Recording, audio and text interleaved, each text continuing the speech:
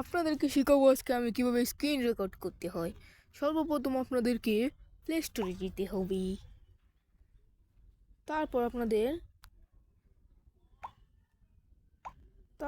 আপনাদের সার্চ বাটনে যেতে হবে, যেটা হচ্ছে রয়েছে এইখানে। তারপর আপনাদের এখানে টিপ দিতে হবে। তারপর আপনাদের এখানে লিখতে হবে XRECORDER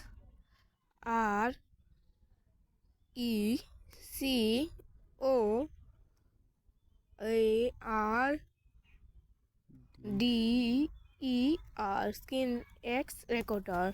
তারপর আপনাদের সিম্পলি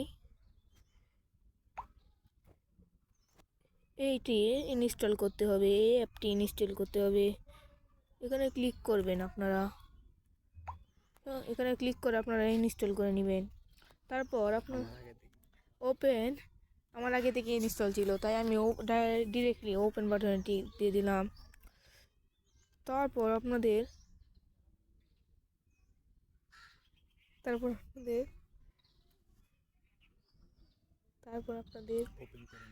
ওপেন করে নেবেন।